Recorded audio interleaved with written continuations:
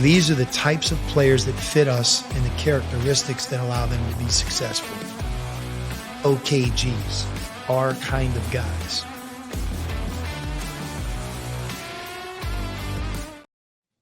Great to be joined today by Adam Kunkel on the OKG podcast. Paul Fritschner, Adam Baum with you as well. Adam, you're down in Mexico right now playing in the G League, so congratulations on your recent signing there. And as I always start these shows with the former players that have been on, and I know a lot of times it's hard for fans to keep track of where everybody is and what they've done since the last time they saw somebody play. So, Adam, I want to give you the opportunity here to start this off, just to give people an update on what it's been like in your life for the last year.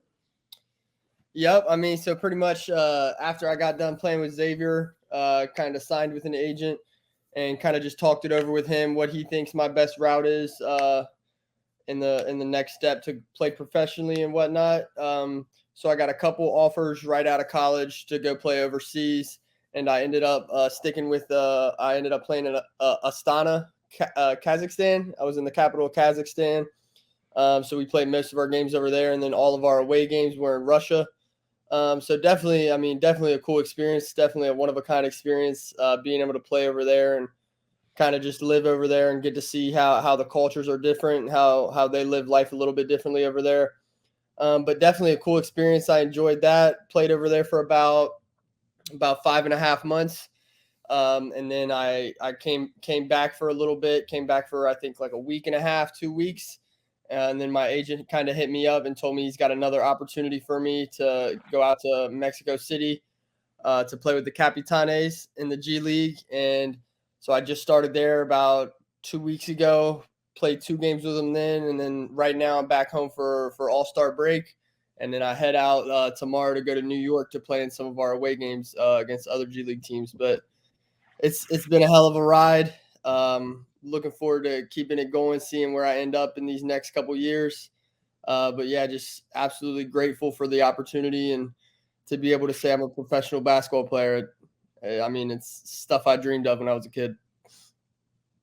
It's interesting when you were back at Cintas in between Kazakhstan and Mexico, I was talking to you and you were like, you know, I'm kind of living out of a suitcase. My agent could call me right now and be like, hey, I got you a deal. You're on the next plane out. Like that just seems like such a wild place to be in as someone who's playing professional bat. What was that like to have that sort of time in your life, even though it was short, but you're like, hey man, my phone could ring at any time and I'm out of here.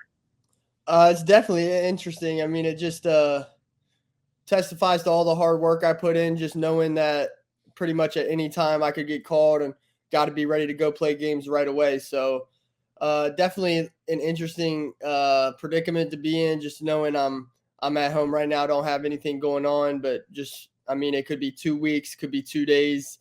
Like you said, I don't really know when I could get that call to head out somewhere and go play, but you just got to always stay ready. It's definitely interesting. What was the most interesting thing you learned, Adam, in Kazakhstan or Russia or traveling around? Give us one story, something that sticks out. You'll say, oh, man, yeah, you guys wouldn't believe this. Honestly, I would just say, I mean, the language barrier was crazy. Like, to talk even with my head coach, like I kind of have to have someone there that speaks English and Russian. So that was difficult. Even in the timeouts, like when we need to draw up a play or something, he's drawing up a play, talking in Russian. I'm looking at the other guys on the bench like, you guys got that? You guys know what we got to do? So, that was definitely difficult, the language barrier, and then just going out in the city and simple tasks like trying to eat or go to the grocery store. Like I'm living on Google Translate, trying to translate it to them. It was difficult, but hey, we managed. We got through it.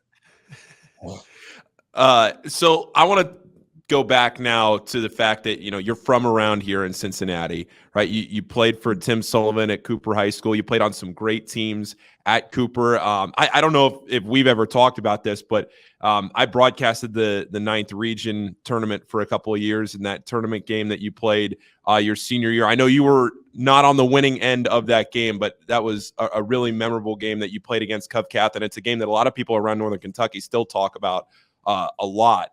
And so to go from Cooper to then go down to Belmont where you started your collegiate career and to make your way back home to Cincinnati. Can you just take me through, that whole journey for you and what it meant for you to get that experience both in high school, then away from your city, but to wrap everything else up at home? Yeah, I mean, I would just like to start off by saying I've been blessed with some amazing coaches, like you said, Coach Sullivan, Tim Sullivan. I mean, he's really one of the main guys that helped me through everything, not just basketball wise, but kind of growing into becoming a man and making my own decisions and stuff like that. So I'm definitely grateful for him. And then, yeah, when I came out of high school, my first initial thought was I kind of wanted to get away from home for a little bit, kind of want to go out on my own, be on my own, stuff like that. So I chose Belmont in Nashville, and that was one of the best experiences I've had with basketball, outside of basketball. The city was great. I met some of my best friends down there. And then not to mention I got to play for a Hall of Fame coach in Rick Byrd. So that definitely helped me as well, just learning more about the game, becoming a student of the game. And then after I transferred from Belmont, it was along the lines of the COVID, like when COVID was happening. So I kind of wanted to get home, kind of be closer to my family, my grandparents and whatnot.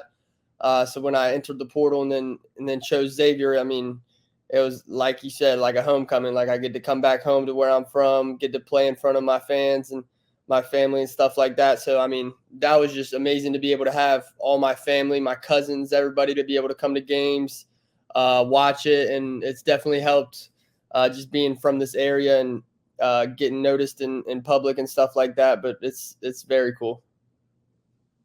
And your time at Xavier was it was interesting in that, you got to experience like these extremes. And what I mean by that is you got to experience the extreme of, crashing and burning, so to speak, at the end of a season, like fizzling out and not getting to where you wanted to be.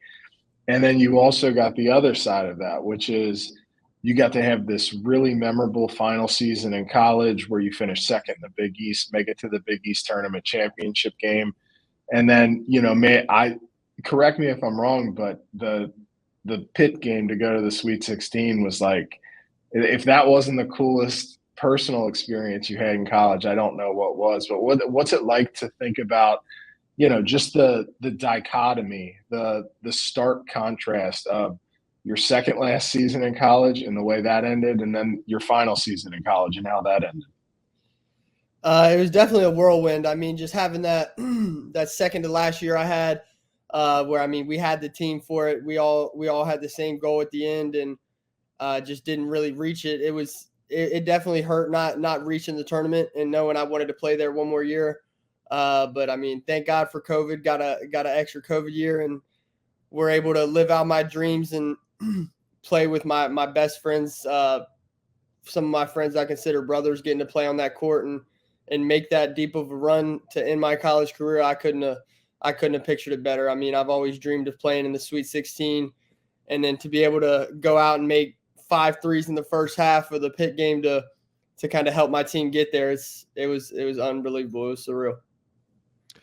Adam, I think one of the really interesting things to me that sticks out about your career is if you really want to get into the weeds of it, you played for 4 different coaches. You played for Rick at Belmont, and you played for Travis to start your Xavier career. Then you win the NIT with Jonas, and then you finish your career with Sean Miller. So you really ran the gamut of everything from a coaching perspective. And one moment that sticks out to probably every Xavier fan that's listening to this is a clip that went viral from last year where you kind of headbutting with Sean. And I remember people during the game, before you were able to get to your phone after the game, people were tweeting about it and going, is this a good thing? Is this a bad thing? And then you got on your phone immediately after the game and you said something to the effect of, I want to play for a coach that loves me and coaches me as hard as I want to play hard for him. So no, he said we eat those is what he said. Yeah, and to see that and see that energy from you, having played for so many different coaching styles through your career. Can you just talk for a second about what it meant to play for Sean and what you had learned up to that point? Yeah, I mean, like you said, I played for a bunch of coaches, a bunch of really great coaches that care about you as people, not just players. And I feel like going through all that growing up has just kind of made me learn more about the game, learn more about coaching styles, and not only that, but as a player, how to what's the word I'm looking for? How to react to coaches coaching you like that. But I mean, playing for Sean Miller, I would say it's the best coach I played for. Just him, the passion he has, the little X's and O's details he pays attention to. If you need a play down the stretch, he's going to draw up a play and you're going to get a bucket off of it, an easy bucket like that. So the X's and O's side of it, he's a mastermind at basketball. I mean, playing for him and then just practices every day. He's switching stuff up so it doesn't become a lot of the words he would always use is monotonous. He wouldn't want the practice to get monotonous because he knows people would kind of just mentally check out of it. So just playing for a coach that has that passion and kind of he's been through it. He's been a great player, so he knows kind of how to go about these coaching styles. And yeah, the passion he has for the game, the intensity he plays with, it's unlike anything I've been a part of. One of my favorite things about you, Adam, is like you were one of those guys who was always willing to talk. You know, you played the game with great energy, great emotion, and I think you desperately need guys who are willing to be vocal and to speak up in certain situations. You also need guys who are willing to dance when the moment needs you to dance a little bit. But I'm just curious, like how much different is what you're currently experiencing professionally compared to like, because I think a common thing for a lot of people is like, you know, how does the game change when you go from college and you're playing professionally in these other places? We talked to Jack Nungy on the show about it, but I'm curious what your take is on how different basketball is for you right now. I mean, there's definitely different aspects of it. I'd say, I mean, at the end of the day, basketball is basketball. It's always going to be a game everybody loves. But, I mean, going from college to the pros, I've definitely kind of seen the difference a little bit. College, I feel like everybody's more tight-knit, more of that brotherhood because you're all, at the end of the day, you're all fighting to go as deep as you can in the tournament. And then after that, you're all fighting for a pro spot. You're all fighting to play somewhere pro. And then in the pros, I mean, it's – everyone wants to win still, but in the back of everyone's mind, they know they got to produce and they got to get these stats to be able to keep going in their career and keep going higher in their career and making more earnings.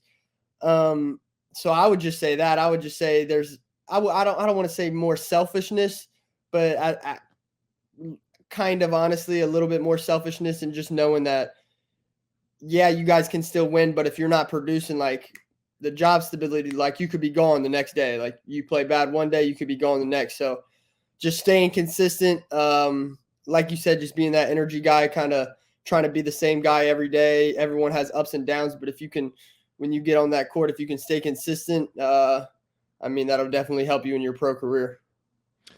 I remember last year, Adam, sometimes Fox would go in the huddle during games and you'd be pointing at the board or you'd be talking to somebody and Sean would kind of give you this look as if to say, hold on, like, I got it here. You know, I'm coaching a team. I got it. But it was always funny because everybody else around the team would say, yeah, it feels like Adam's out there being another assistant coach as well as playing the game. Is coaching something that interests you down the line?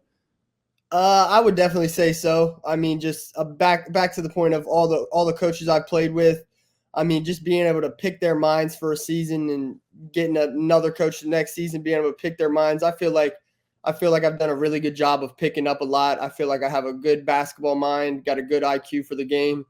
And I mean, yeah, I definitely feel like after it's all said and done and after my playing career is over, that I would definitely like to help the next generation kind of get that same side of basketball mentality that I have. I want to go back to COVID real quick because you hit a buzzer beater. I believe it was against Marquette during the COVID season. And one thing that sticks out to me about that game was I remember after the game, somebody came up to me and they said, it's a real shame that happened during COVID and there was no crowd around it because that's a moment that as a program, you feel like you want to. Buzzer beaters don't happen all that often. I mean, before that, it had been a long, long time since Xavier had hit a buzzer beater, maybe ever at Cintas, truly as the horn was going off. And it's weird when you do that in front of nobody in the stands. I was sitting courtside for that game helping to work it, but there was what, Adam, probably a couple hundred people at that game, maybe friends, family, and that was it. So when you think back to that moment or playing at Cintas during COVID versus what you were able to do once people came back to the stands, does anything stick out to you as being weird, or is that just, nah, man, it was great and it is what it is? I've definitely, ever since I've hit it, I definitely had those thoughts. Like, imagine if that was in front of a sold out Cintas, like how memorable that would have been. But I mean, for me, it was definitely still memorable. It was my first Big East game. So just being able to do that, and then just how it went down, like I still remember it play by play, just second by second, how it went down. And then just being able to celebrate with my guys after on the court and back in the locker room. I mean, those are moments that players dream of. So I wouldn't have changed it for the world. All right, Adam, have you added to the leg sleeve at all? That's funny you ask. Since I left college, I think I got a couple more pieces. I moved on to my right leg too, actually. Got a nice little shin piece. So I'll have to find out how to watch a Capitones game, see what you got working with. There you go. My last question for you, Adam. Last year during the NCAA tournament, the tournament and the broadcast and everything, you always try to find a storyline, right? You try to find something fun. Well, one of the storylines from you and your family were your brothers, and how much fun they had following you on your journey and how close you guys were. And I got the chance to meet them in Kansas City before the Sweet 16 game. Everybody was coming up to them and taking pictures. They were having a great time. How much does your brothers and your family support mean to you? Man, it means the world to me. I wouldn't be here if it wasn't for them. My brothers are two of my biggest fans. They're my best friends. They've helped me through thick and thin. They've helped me when I wasn't doing good mentally. They've helped me get through that. But yeah, just to see them kind of at those games dressed in my uniform, it means the world to me. Those guys are literally my best friends, and I wouldn't be who I am today if it wasn't for them. All right. Well, Adam, Baum, you got anything else before we let Adam go? No, it's always good to see AK. That's all I'm going to say. Good to see you, boys. All right, Adam. Well, we appreciate it. Hey, best of luck to you. As you start this journey down there in Mexico, we'll be following along. So best of luck to you and your career. And as always, the invite is open for the Sean Miller podcast. So hopefully when you make it back to the area here and for a longer period of time and we get a chance to record, we'll make it happen maybe sometime during the off season or something like that. So thanks for coming on today, Adam. We appreciate it. Yes, sir. Appreciate you guys. Go X.